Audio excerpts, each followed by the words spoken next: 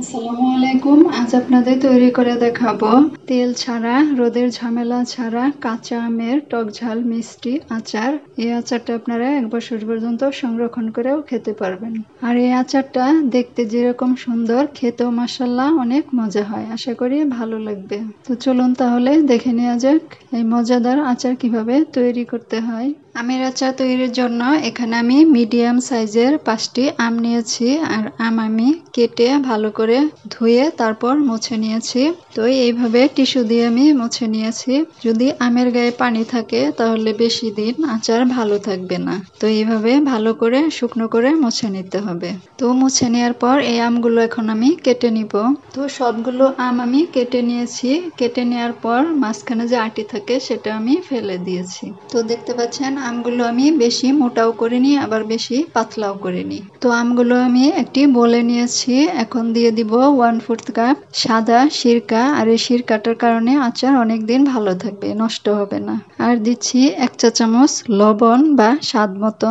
আর দিয়ে দিচ্ছি 1 কাপ উঁচু করে চিনি। আপনারা যদি আরো মিষ্টি পছন্দ করেন তাহলে এখানে আরো 1/2 কাপ চিনি দিয়ে দিতে পারেন। তো এখন সবকিছু ভালো করে নেড়ে চেড়ে মিশিয়ে নিব। ভালো করে নেড়ে চেড়ে মিশিয়ে নিয়ে আমগুলো আমি ঢেকে রেখে দিব। এতে করে আম থেকে প্রচুর পানি ছাড়বে, আর সেই পানি দিয়েই আম সিদ্ধ করে নিতে হবে।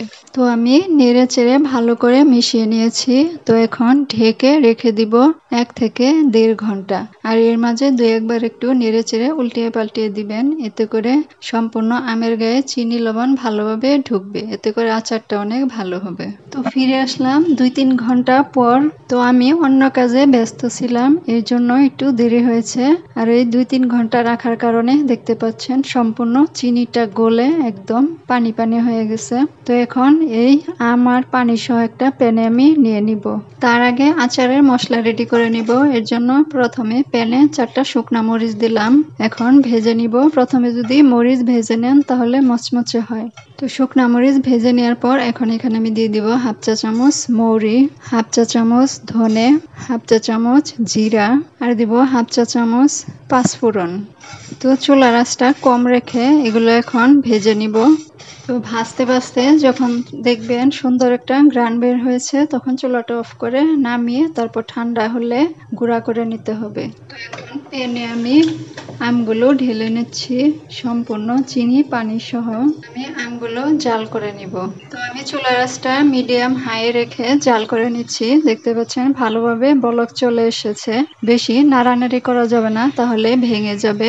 আলতো করে একটু এইভাবে নেড়ে চেড়ে দিবেন। জাল করতে করতেই দেখবেন আমগুলো স্বচ্ছ হয়ে যাবে। কিছু আম স্বচ্ছ হওয়া শুরু হয়েছে। তো এইভাবে আলতো করে আস্তে আস্তে একটু নেড়ে চেড়ে দিবেন।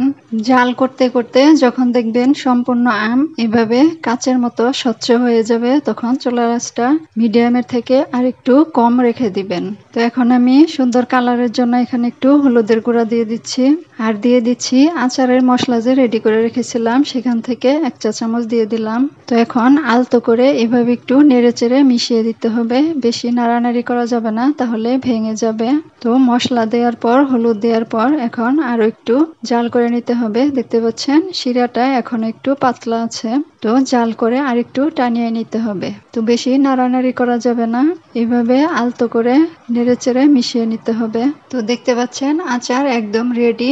এর থেকে আর বেশি ঘন করা যাবে না, তাহলে ঠান্ডা হয়ে যাওয়ার পর বেশি আঠালো হয়ে যাবে। দেখতে পাচ্ছেন এরকম স্বচ্ছ হয়েছে আর একটু শিরা আছে। যখন ঠান্ডা হয়ে যাবে তখন শিরাটা টেনে যাবে। তো এই অবস্থায় নামাতে হবে। আর এই আচারটা খেতেও খুবই টেস্টি হয়, আর 1 বছর পর্যন্ত সংরক্ষণ করে খেতে পারবেন। আর দেখতে পাচ্ছেন একটা আমের টুকরো কিন্তু ভাঙেনি, একদম কাচের মতো দেখা যাচ্ছে। তো রেসিপি ভালো লাগলে প্লিজ লাইক শেয়ার কমেন্ট করে চ্যানেলটি সাবস্ক্রাইব করে পাশেই থাকবেন। তো আজকের মতো এখানেই বিদায় নিচ্ছি। আল্লাহ হাফেজ।